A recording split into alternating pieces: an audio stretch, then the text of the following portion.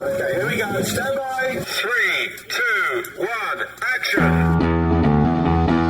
Assume nothing. Brash, bald-faced blasphemy. Question everything. I find it extremely hard to imagine. Open your eyes. It is quite all right to be an atheist. The fastest growing group of people in the country has been measured as being those who have no belief or who are atheists. You don't have to be apologetic or quiet about it. Challenge the opposition. You see religion on 100 fronts losing the argument. And start thinking. This is The Thinking Atheist Worldwide. You know, I'd mentioned last week I might not even get a show produced or released this week because the production schedule was just so crazy. But I figured instead of leaving you hanging or leaving an opening on the roster, I'd just open the microphone and do an off-the-cuff stream of consciousness broadcast. This one pretty much totally unrelated to anything atheism or religion.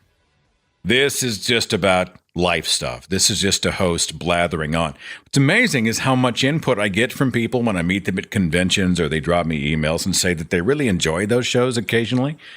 They're like, everybody needs a break. We like to hear you talk about other stuff. Those are some of our favorite shows. So if that's the case for you, this is probably going to ring your bell. If it's not, I totally get it. I'll see you next week. If you're a patron and you don't want to support this specific broadcast, just drop me a Patreon message. I'll make sure you get a refund for this show. Okay, I get it. You know what I'm saying? I know that you signed up to support the Thinking Atheist radio broadcast and Seth Andrews as an activist, not just as sort of a blathering storyteller about random life stuff. So I totally get that, okay? But if you just wanted something to listen to, hopefully this will fit the bill, okay? And I'll begin with this revelation. I am a superhero. Or at least that's what I was told by my wife. Actually, when I say it out loud, it sounds terrible. It's not for the reason you're thinking. I got to tell you the story. We were out Halloween shopping and doing some other honeydews, you know. Anybody who's listened to me in my show, you know I'm jazzed about Halloween. And they open up those Halloween spirit stores around town, but they got some pretty cool stuff. I mean, there's some crap in there. But they've got some pretty cool props and some pretty good costumes. We were thinking about having some friends over for a Halloween party, doing pumpkin carving and serving up drinks and costume party. We were just thinking about it. So we're going in to run some errands, got to run by PetSmart for pet food.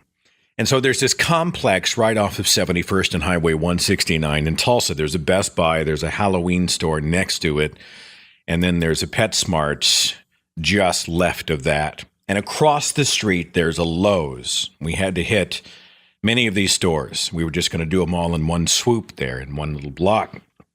We go into the Halloween store, we do our shopping, we do all of our stuff. We go into PetSmart. We come out. I'm pulling out of that parking lot on 71st Street, about to turn left into Lowe's, and I hear something. And I look in the rear view mirror, and coming up on the back of my vehicle at high speed, driving only marginally on the road. 2 tires were on the street, but the other 2 tires were over the curb in the grass and churning up grass and dirt, was a big-ass red pickup truck. There's 2 guys in the truck. I could see the driver in my rear view, and this guy was country. I mean, even for Oklahoma, like I'm a redneck. But even by redneck standards, this guy, you know what he looked like? He looked like Joe Dirt. Pull up the movie poster for the film Joe Dirt, came out like 15 years ago. He looked like that. He had the mullet, shirtless guy, weighed about 12 pounds. He's barreling up behind me in this red pickup truck. Dust all around him. He turns right into the Best Buy parking lot with such violence that the back of the pickup truck swings around, digs into the dirt, and a wall of dust comes up and just covers all the cars around us. And they go blowing in to the Best Buy parking lot area. Now, I'm like, what the hell was that? Natalie didn't see most of it. I figured is just some dumbass driver. I mean, anybody who's spent any time on the road, and you know what I'm talking about, you can just take a cursory look around. You'll find somebody who is, they're driving up over the median because they weren't paying attention, or they're showing off, or they are, they're driving on the wrong side of the road to get to an exit ramp, or they're just pulling some dumbass move. I mean, drivers are terrifying. We know this, okay? I figured it was just somebody fooling around. Maybe they were racing. You've seen those guys who they insist on taking every 50-foot section of street at the highest possible speed. I mean, we've all seen those people. Like I saw one just the other day driving a big-ass Mustang. It's a cool car. But he literally had probably 50 feet before he'd have to hit the brakes approaching a stoplight, and he's gunning the car like he's waiting for a green light at a drag strip. He's like, and Natalie always looks at me and kind of smiles because the running gag is small penis, right? Anybody who has to rev the engine to travel 50 feet so they can slam on the brakes again, they're compensating for something. That's the running gag. So that's what I figured it was, right? I figured it was a couple of guys. Maybe they, had an open container of beer and they were just showing off or whatever. Well, we pull forward. We're getting ready to turn left into Lowe's, and we noticed that these police vehicles blow by us at high speed, lights and sirens blaring. One, two, then another one, and they're going straight west. Several blocks forward, I figured it's like a wreck or something down the road. And Natalie, of course, points out the obvious. Hey, wait a minute. Hey, you think the cops are looking for those guys? Like, do you think the guys in the truck were running from the cops? And so now they're looking for him. And I'm like, well, I don't know. It's possible. So I pulled into the Lowe's parking lot and we parked the car. We got out. We walked into the lawn and garden section, this outdoor gated lawn and garden section, where they have all the plants and whatnot. We can still see outside. We can still see the streets in the intersection. And I can see more and more cop cars. Police cars, police SUVs, and they're no longer all traveling straight west. They're going in all directions. They're spidering out, going down this road and that road, at this light, at that light, behind the store, into an apartment complex, down this street, turning around and back. They're obviously combing the area in search of something or someone. Holy shit, what if they were really looking for the guys in the red truck? Like, what if this was part of a high-speed chase, a hot pursuit? Well, Natalie was already in the store, but I went ahead and walked out into the parking lot and out relatively close to the street. A police SUV barrels into the Lowe's parking lot, and they're looking the parking lot, so I hold up my hand and wave them down. Hey, come here. And they scoot over to me. Woman driver, man in the passenger seat. He rolls down his window, and they said, yeah? I said, are you guys looking for a red truck? Yeah, we are. Dodge Ram. Yes. Look, these guys just pulled in behind me, driving half on the road over there, and they flew into the Best Buy parking lot. All right, thank you, sir. And he immediately picked up the radio handset. He's talking while she barrels down toward Best Buy. Apparently, obviously, the other officers got the radio call. They start pouring into the parking lot. I can't see anything else. I can just see the parking lot entrance. I just see all these flashing lights going that way. Now the curiosity's killing me. I go back in the store. We finish the rest of our shopping relatively quickly. We hop back out to the car, and I'm driving out. And as we cruise down 71st Street, and we're craning our necks to the left to try to see if there are police cars and if they located a red Dodge Ram. Because what would you do? Let's say you were running from the police for whatever reason. Would you ditch the car and go into the store and just leave the vehicle?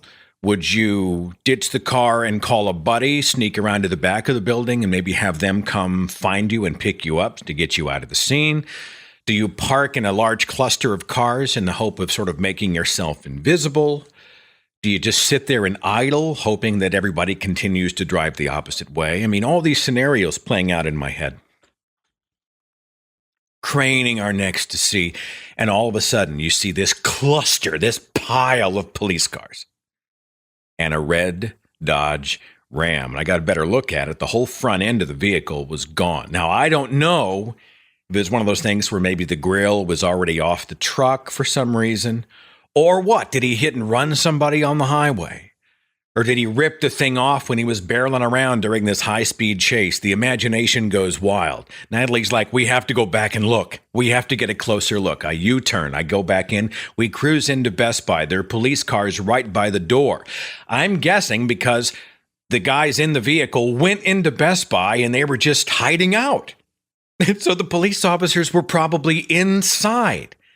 There was a bunch outside waiting just in case they decided to come back out to the car and try to make another getaway. It's like a television show. That's all we could see. I finally got back on the highway and headed for home, and Natalie looked at me and she said, "You're a superhero." They were going the wrong direction. They were going down toward Woodland Hills Mall. But because you gave the tip, you told them, "Hey, you guys looking for a red pickup truck?" You redirected the chase, man. And they all went over to Best Buy and they found them. They found the vehicle. If nothing else, they have their license plate. They can track them, of course, unless the car's stolen, which I'll give you that caveat. But I'm going to choose to believe in my mind that this was their vehicle. And from the look of them, it kind of fits. All right? I mean, the only thing missing from the visual of this particular driver and this particular vehicle was the soundtrack, right? That's all that's missing. I married the two in my mind. They belong to each other.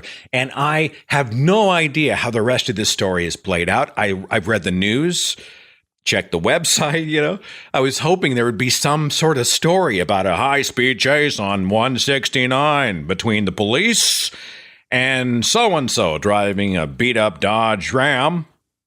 Law enforcement was heading in the wrong direction until an alert, concerned, and law-abiding citizen, a bastion of justice within the general population, flagged down the police and led them directly to the suspects, where they were swiftly captured. It makes for a great story, I'm telling you. I need closure. I mean, there's a little bit of a liberation in not, having my bubble burst that it was turned out to be nothing. But I mean, there's like 7 police cars all surrounding this Dodge Ram. I mean, with that kind of chase, that scale of chase, certainly they did something.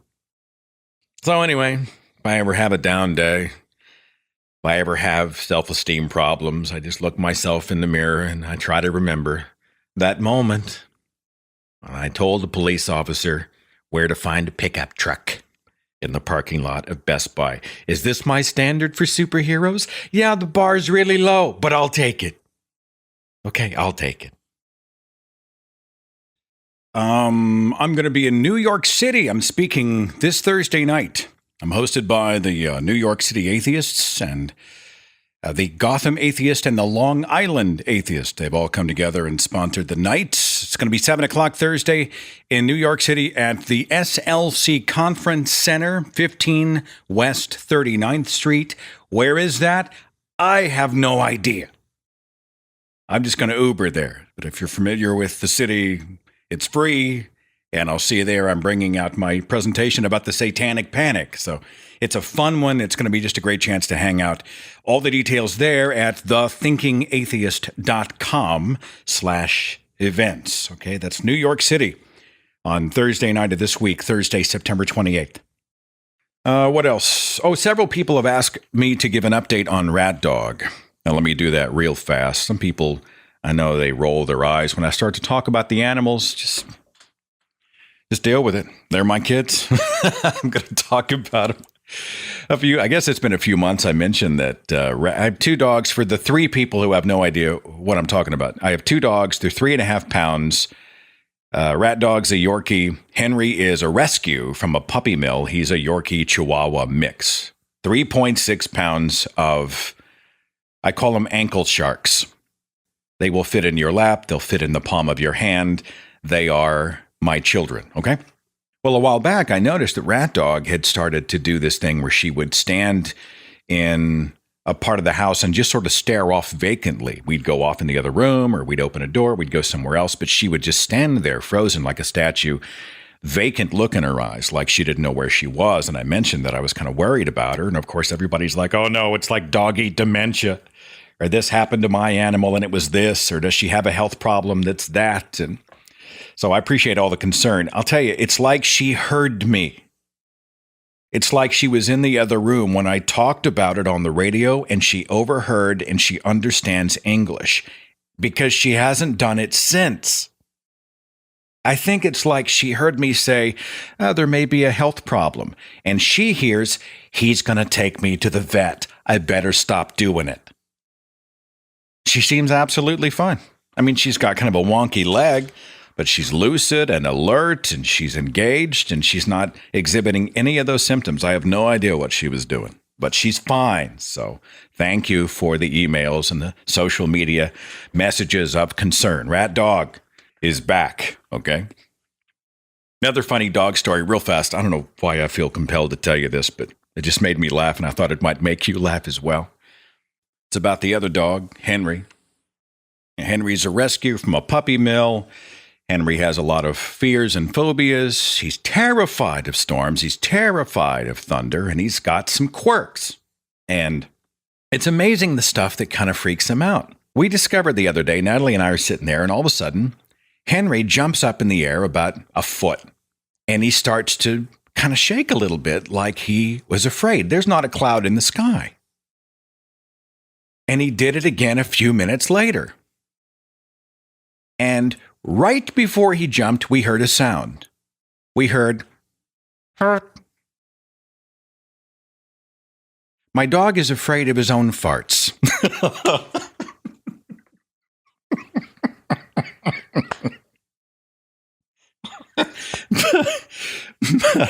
Henry is afraid of his own gastric emissions.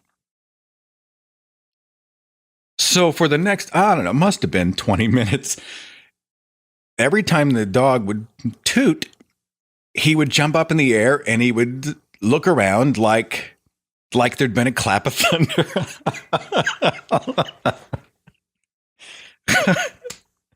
Or somebody had tapped him on the back, like a ghost had touched him. It was hysterical. It was hysterical.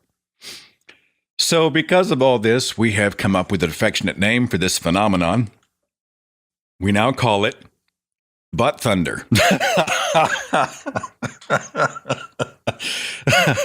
When Henry jumps up in the air, there's not a cloud in the sky. We now know it's butt thunder. Oh, God, it's hysterical. Talk about hysterical. Natalie knows somebody whose mom had a dog with a hot spot. I guess they had an allergic reaction to some flea medication, and it caused these hot spots, these rashes on the back end of the dog's butt. I think it's like a 60-pound dog. And so the dog was always licking back there, and he was making the sores even worse, and the hair was starting to fall out. It was just awful. Her solution was, and there was a photograph online, Natalie showed me.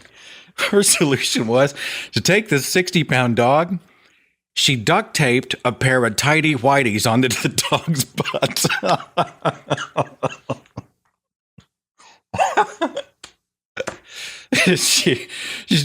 No cone of shame. I guess the cone wasn't an option for them. No, we go in, we find some tidy whities and some duct tape, and she duct taped tidy whities to the dog's ass. Which might come in handy if that dog ever experiences butt thunder. So, anyway, just a couple of amusing yet useless anecdotes from my life to kind of kick off the show today. We kind of needed the levity. We needed the distraction. We've been going through some stress, and I share this with Natalie's permission. Unlike the first story, this story actually sort of has a point. Moment of reflection at the end of it. Natalie went in not long ago for a checkup. You know, it's weird. I'm almost 50. We're at these ages where, you know, you have to go get checked. You have to go in from time to time and get looked at, because this is the time in your life when you never know. You know, especially now, it's what they say. You never know.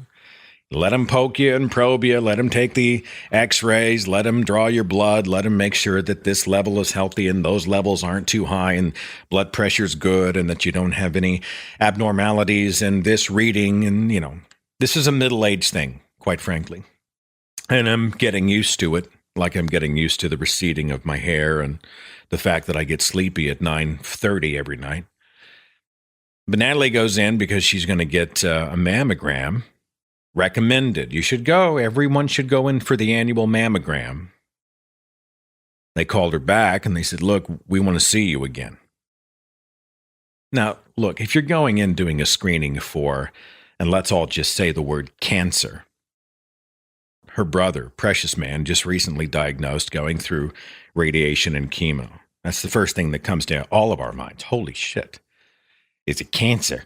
So she's tied up. She's doing jury duty. She has me call and get some details. We see 3 spots in the left breast.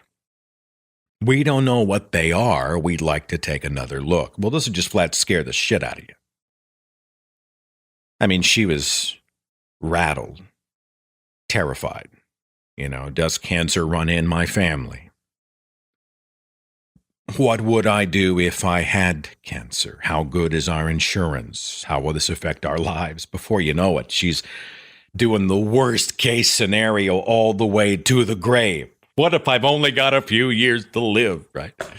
I mean, and I'm trying to pull her back from oblivion. I'm trying to pull her back from the ledge. Whoa, hang on, hold on. They just want to look.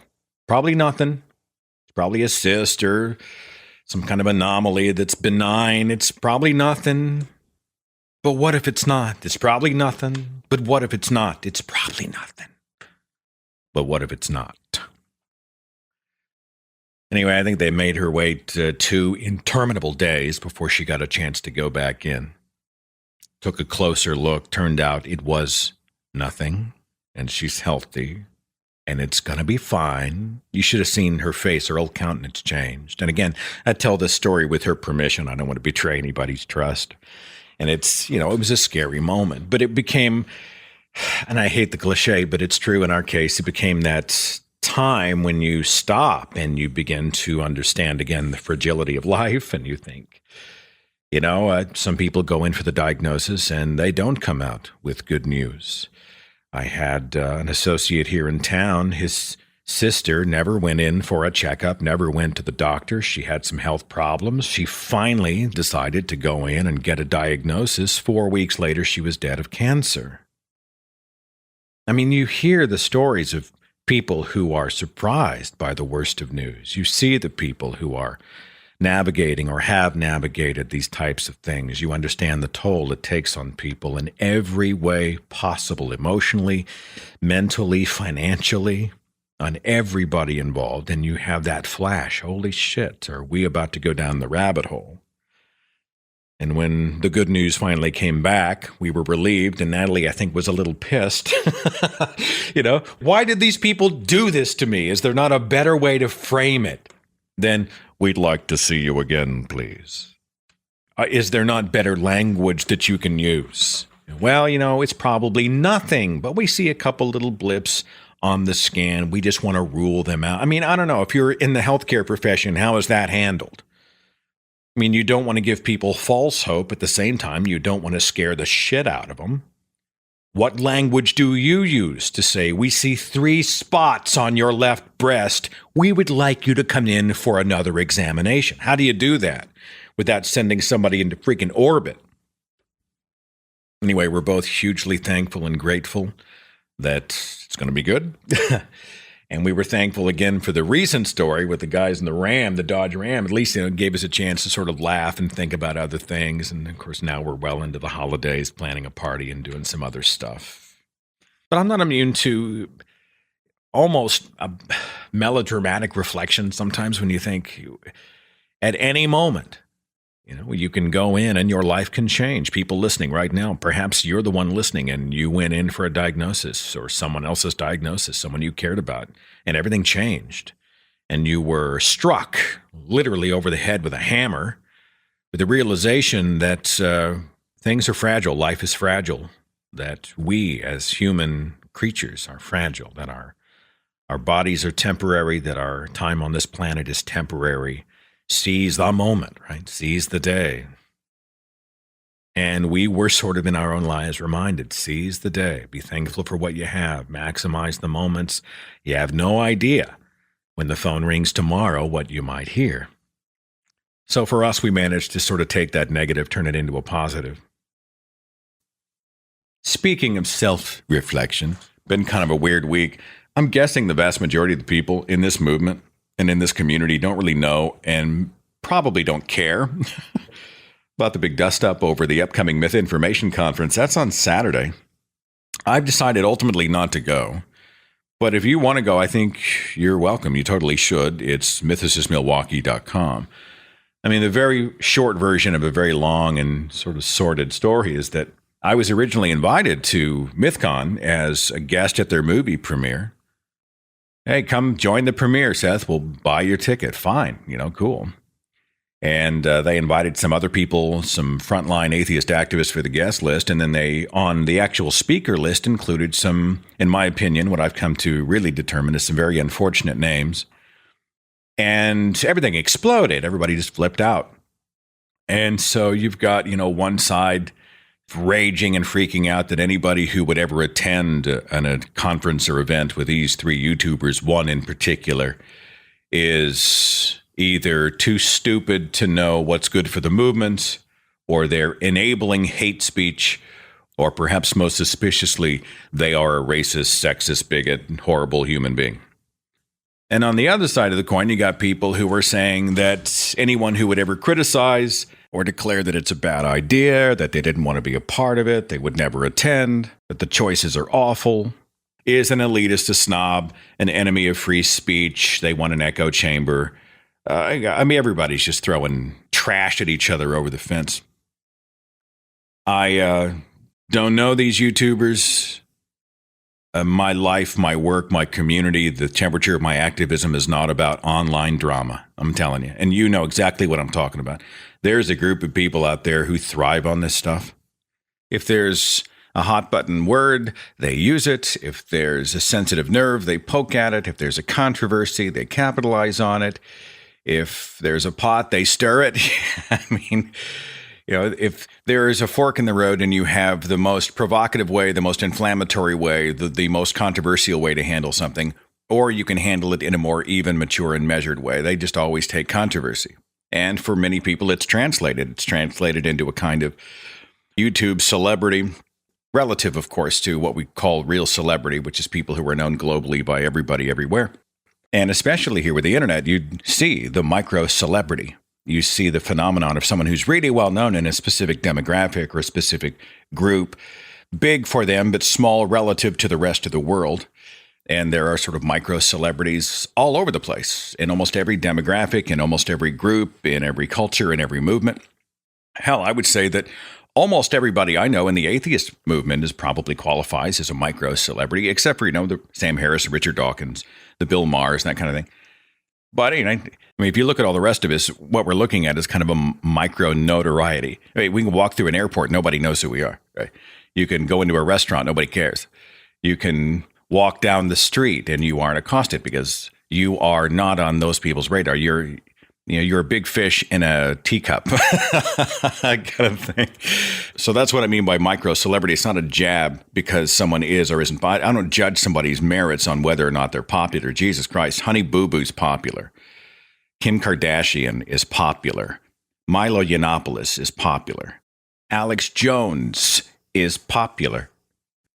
Beyond the YouTubers, there's a lot of people out there who just seem eager to expect the worst, declare the worst, vilify, taint, demonize, tear down. I call them the outrage brigade. They are not happy unless they're unhappy. They are automatically waiting for someone to make a mistake or what they perceive or even misrepresent or suspect is a mistake so that they can tar and feather and exaggerate and use hyperbole and freak out and froth. I mean, these people exist, and anyone who says they don't is just either lying to themselves or to everybody else. I mean, we know these people in our real lives, but on the internet, it's just amplified. I'm not talking about genuine people who have real concerns, who respectfully and maturely and even passionately argue about genuine concerns they have. I'm talking about the freak out fringe, the people who just lose their minds. Those people exist. And some people did over MythCon. They call the hotel and, And they warned the hotel staff about impending doom. What the hell? What? What is that about? You had some people who were saying that MythCon had turned into a white supremacist rally. Apparently, one of these YouTubers, Sargon of Akkad, is said to have ties to the alt-right. And somebody said that Richard Spencer, the white supremacist, is a fan, and he's used some very unfortunate language and often thrown out slurs, racial slurs or other slurs in various contexts, which some people like to excuse. And, it's just a mess. And so there was this narrative being pitched out there at the highest of volumes with the most inflammatory of language that anybody who would ever appear at a conference with this guy and the other two is a guilty by association or an enabler or platforming hate. And some of the people online were just awful to some very good activists who happened to be on the guest list or on the speaking roster next to the YouTubers in question.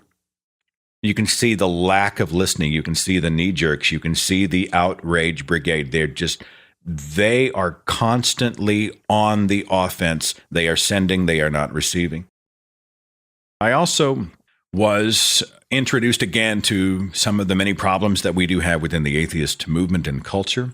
I learned some stuff about myself. I mean, I'll be honest. There's a lot about the whole thing I wish I had handled differently. I mean, you live and you learn. You try to do the best you can. When you screw up, you try to say, I made a mistake. I mean, I wish I had handled much of it differently, 2020 hindsight. And at the end of the day, I will remain a free speech guy. I think Mythicist Milwaukee can invite these people. They should be able to do so without threat or intimidation. I, at one point, told them, I really recommend that you guys bring 3 different people. I think I'd much rather hear Ron Miscavige talk about his escape from Scientology from the stage than listen to some YouTube shock jock who drops the N-word and does all these other stuff. I'd much rather hear Matt Dillahunty talk about debate, or let's find some other antagonists who come in who bring more credibility. I have a feeling many in the audience might agree and that the movement would be better served, and it's just an opinion, but here's what I think, okay? It wasn't an ultimatum. It certainly wasn't blackmail. I didn't threaten to do anything or pull out of the conference at that point. I just said, I think you should consider this. And they politely declined. This is speech, by the way. I made a recommendation. They then declined but said thank you. And then days after that, after I'd had a time to finally just get fed up, I decided I'm going to pull my name out of the hat and I'm not going to go. That's free speech.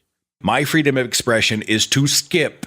You know what I'm going to do that weekend? I'm going to spend the time at home with my family, and I'm going to decorate for Halloween. All right? And I'm just fine with that. I'm not going to tar and feather people who are attending or who support MythCon's right to hold the event. I'll also say you have the right to criticize. You have the right to say it's a bad idea. You have the right to not go. And that's the right I ultimately claimed for myself. I mean, we've proven again that we, in the atheist movement and all around the world, in every movement, we are human beings, for better and for worse.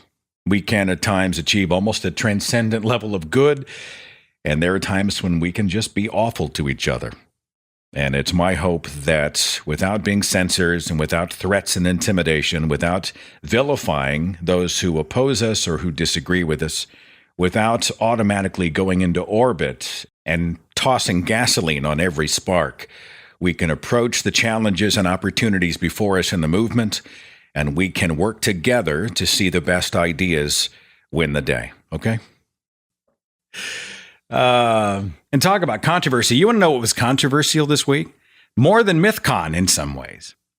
Whenever I make a food-related post, the internet they just come down on me like a hammer.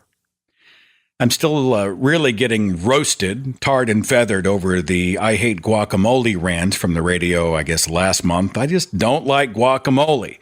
And everybody's sending me recipes and telling me why I'm the worst person in the world because guacamole is the greatest food in the world, blah, blah, blah. So Natalie and I it's at the end of the day. We're both in bed. We're both kind of hanging out. The dogs are there and we're on our phones checking email. And I look over. I said, baby, I'm kind of hungry.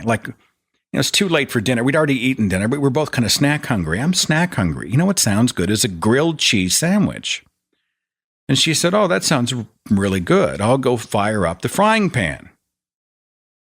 And I said, I said, no, I can make you grilled cheese in a hurry. You just take 2 pieces of bread, you put them in the toaster, let them toast, then you spread a little bit of butter on it so it melts, and then you put a slice of American cheese in there and pop it in the microwave for 25 seconds. Boom, grilled cheese. And the look of horror and pity on that woman's face. It was just shock and disgust. What's wrong with you, Seth? Who makes a grilled cheese like that? And I'm like, well, it's not actually, I can emulate the grilled cheese experience with a toaster, a little bit of butter, slice of cheese in a microwave. So she's like, you go ask your listeners what they think. So I go online and I say, I'm trying to convince Natalie that someone can make a perfectly acceptable grilled cheese by merely toasting and buttering the bread, melting everything in the microwave. I said the conversation's not going well. And the hate and death that rained upon me from people who realized that I would ever desecrate the grilled cheese in such a way, they just came down on me like a hammer. Some people threatened to unsubscribe. They're like, I've disagreed with you on many occasions, but this may be an unsubscribable offense. A bunch of people sided directly with Natalie, hashtag Team Natalie.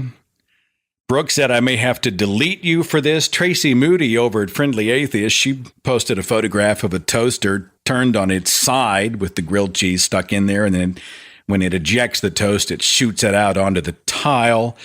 Someone else posted a John Wayne meme that said, well, I'll be damned. So that's what stupid looks like.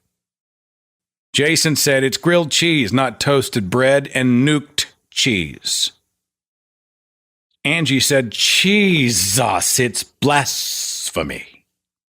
Mushy and tasteless, many people said. And then people started to post their own recipes for the perfect grilled cheese sandwich. In fact, George had an intriguing one. I'm going to go ahead and read you the recipe right here, and you tell me what you think, okay? George said, this is grilled cheese sandwich perfection. He said, use mayo, not butter. Mayo? Use mayo, not butter, on the outside of the bread. Get your pan hot, and then place the bread mayo side down so it sizzles upon impact. Lower heat to medium. Then lay slices of Kraft American sliced cheese on the upward-facing side of the cooking bread. Some may want to add a dab of mayo here as well. You take a second slice of bread, you mayo one side, and you place the unmayoed side down on top of the cheese, and you cook that for about 2 minutes on medium. Then after 2 minutes, you roll the heat to high. You use the spatula to scoop up the sandwich from the pan so you don't burn it. And you wait a few moments, and you flip the sandwich to the other side and drop it so it sizzles on the pan. Then you lower the heat to medium. Then you must flatten the sandwich down with the spatula. And you cook it till the cheese melts out of the sides. Do not burn the bread. When you're done, you cut the crust off, and then you cut it diagonally. You serve with a bowl of tomato soup while watching cartoons. That is GCS, grilled cheese sandwich perfection. Never done mayo on a grilled cheese. Just haven't.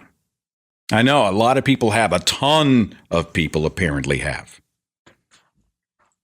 I want you to know that I have reconsidered and repented of my ways. I will never again desecrate the grilled cheese by putting it in the microwave. All right?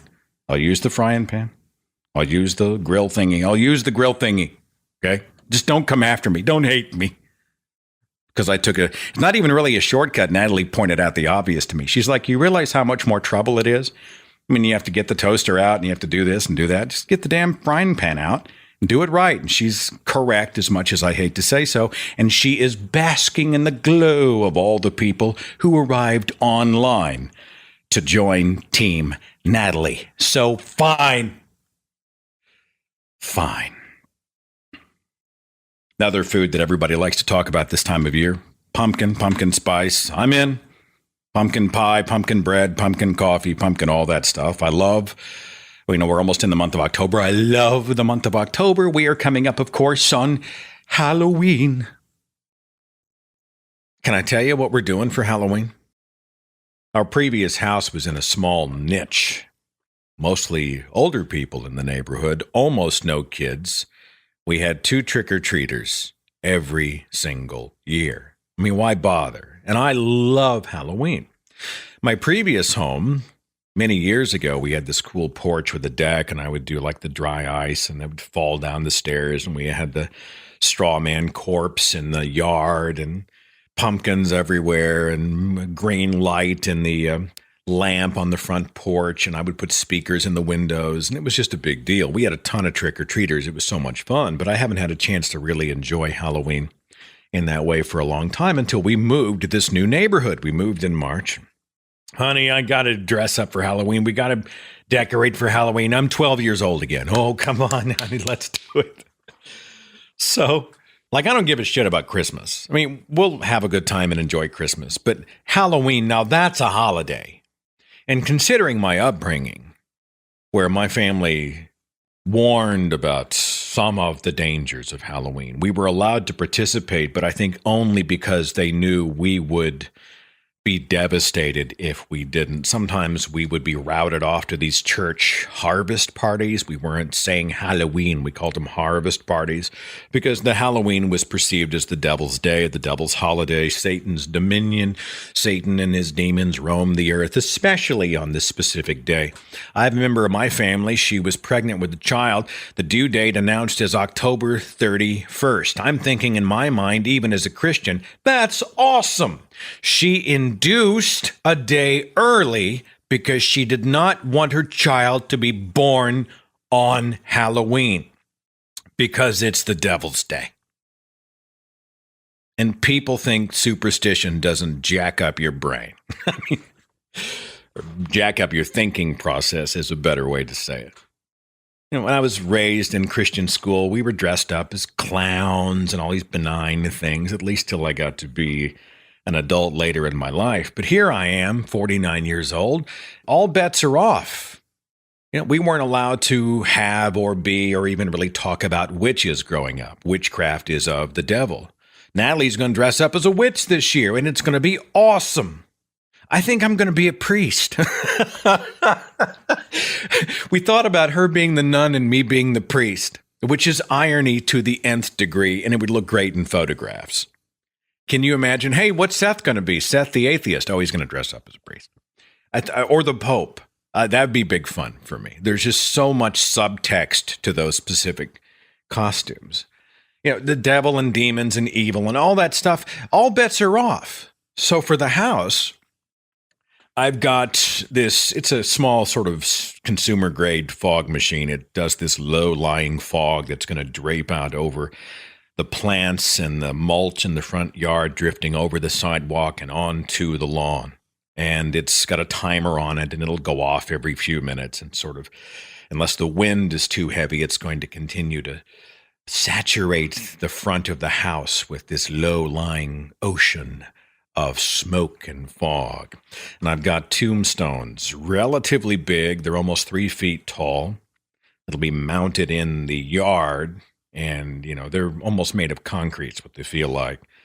And I've got one of those, it's called the Decrepit Reaper. It's about 6 feet tall. It comes in a kit. You put it together. It's got a skull, and then it's got the sickle and its skeleton hands. And there's a speaker inside and a motor.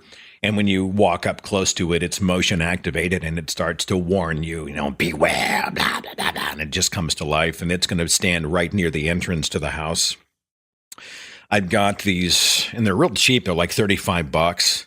They're LED spotlight or floodlights rather, that you can buy them on Amazon. $35, and they come with a remote where you can dim the light. And I think both of those, all three of them are 50 watts. And 50 watt LED is a big ass light. I mean, it'll throw light on your whole house, and you can colorize them just by pressing the buttons on the remote. It's hugely versatile for $35. Hell, I remember when I was a mobile DJ, we would go out and buy lights that did a fraction of what these LEDs do. We'd pay $250, $300 a light, And so you can cast a purple or a crimson red or a green or a combination of colors across the entire area using these outdoor LED lights. And I've got an extension cord that's got multiple outlets every 10 feet that's going to hide in the grass. We've got a skeleton that's going to be hanging off my upstairs office window from the outside. Someone's probably going to steal him. I hope not. But he's going to look like he was climbing up to try to break in.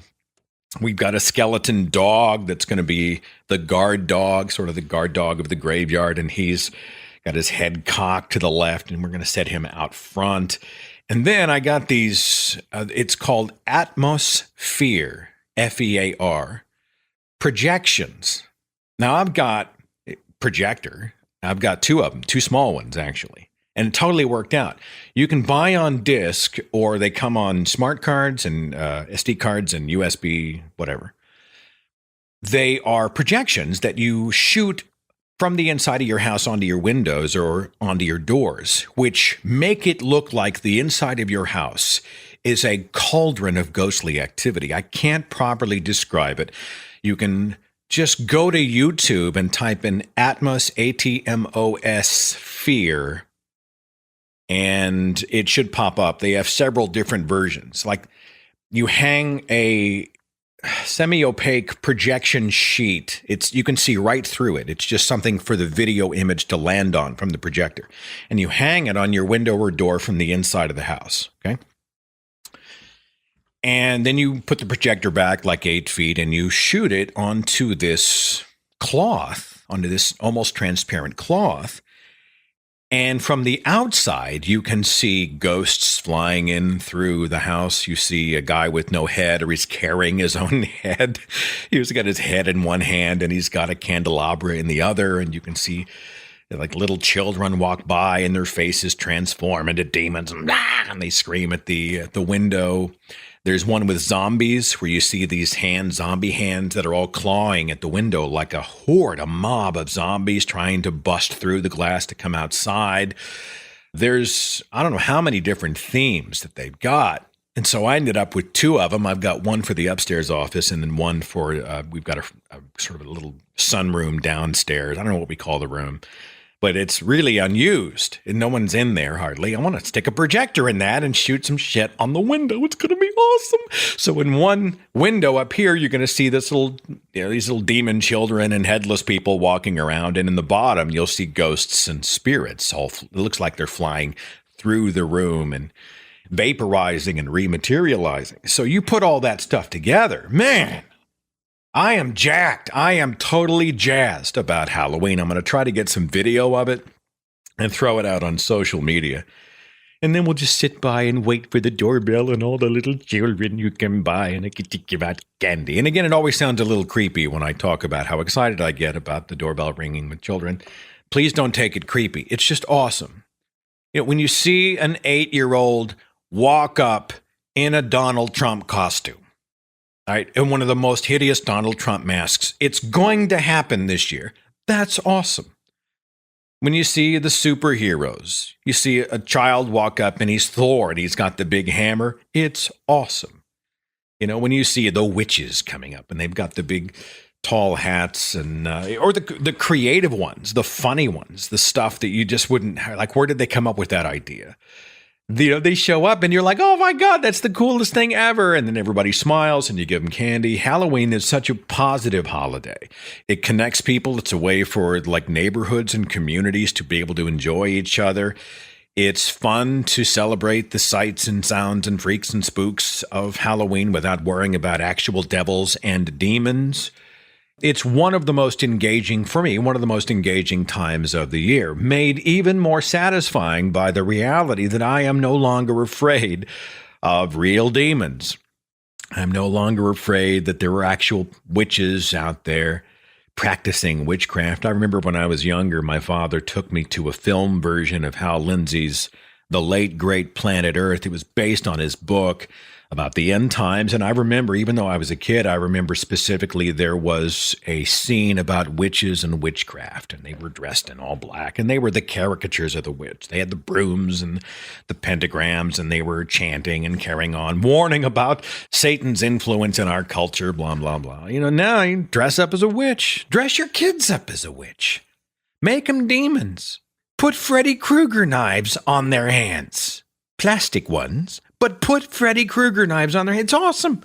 It's okay. One of the best costumes I saw last year, kid must have been 10 years old. He was Jason from the Friday the 13th movies with a working plastic chainsaw. That 10-year-old kid was one of the scariest things at the whole party. I immediately got my photograph taken with him. I'm like, hey, you, come here. Can we get our picture taken together?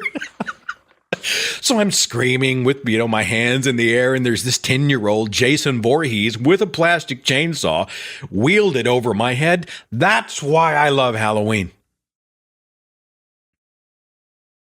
I need your help for the Halloween broadcast. I'm doing 2 shows, and I do this from time to time. I don't think we did the What Scares You theme last year. I think I gave the audience a break, but I love the shows where we talk about the things that scare us. Phobias, rational versus irrational fears. What are the rational fears we often have? And the irrational stuff, the people who were afraid of specific things, or there's a song that gives them the creeps, or they can't watch a certain movie, or there's, is it a certain insect, or I know a guy who, like, if he sees anything happen to somebody's thumbs, like if you cut your thumb or if you have your thumb pricked at a blood test, he cannot take it. He's terrified of damage done to someone's thumb. There's somebody else who's got a thing about eyeballs. Clowns are the easy one, especially with the release of the It film, the Stephen King film It, which I saw and actually really enjoyed. I thought it was big fun. But we're going to do the Ghost Stories broadcast. If you have a favorite ghost story, send it to me, because after doing this for I don't know how many years, pickings have become relatively slim. You can only do so many versions of, and all they found was an iron hook. You can only do so many dolls, especially after the Annabelle film comes out. You can only do so many brands of a specific kind of gothic ghost story. And so I'm looking for creative ones that are not just the lazy, sort of bloody, creepypasta types that compensate for a lack of creative storytelling by spending all their time talking about how bloody the intestines were. I'm not interested in that. I'm not interested in verbally describing the blood and the entrails. I'm interested in what gets under our skin as human beings, what taps that nerve to get us to a point where we feel genuine, palpable fear and brings the audience into a storytelling environment. Is there a favorite ghost story that you have or one you're aware of somewhere? If there is, I'll be happy to read it and credit you for providing it. Send it to podcast@thethinkingatheist.com. Okay? And I only ask for your help because, quite frankly, I would much rather outsource my weaknesses if I'm not finding quite the caliber of ghost stories I want. I know that many of you might have access to resources that I don't. Let me know. I'll make sure you get credit for providing it, okay? The other thing is we are going to do a show about fears and phobias. And if you have an irrational fear, especially an irrational fear, send me an email and describe it. Like, why are you afraid of it? What happened to you that set this off, if anything? Spell it out for me. Send that to podcast@thethinkingatheist.com, and we'll do that show, I think, on the 3rd Tuesday of the month of October. Okay? Anyway, this is a completely off-topic, just for the hell of it show, a show that exists as a distraction for you, something different to listen to, something to take your mind off whatever. And I'll be back next Tuesday. I'm releasing an audio and video podcast of a conversation with an author. Her name is Katherine Osmond. She wrote the book called Grace Without God. She is a secular person, but she uses a lot of religious language to describe life and giving meaning and purpose and joy and whatnot to life. She has some interesting perspectives, and so I'm going to release our conversation next Tuesday on the radio and a video version on YouTube. Really looking forward to that. Thanks for listening this week to whatever this is. Thanks for being a part of the community. Thanks for all of your supports and for sticking with me and for just being generally awesome. As we edge even closer to the month of October, I will be preparing all of my Halloween decor. And I will see you back as we kick off October in just a few days. Take care. Follow The Thinking Atheist on Facebook and Twitter. Watch dozens of original videos on the Thinking Atheist YouTube channel. And visit our website for resources, links, contact information, the editor's blog, and more. thethinkingatheist.com.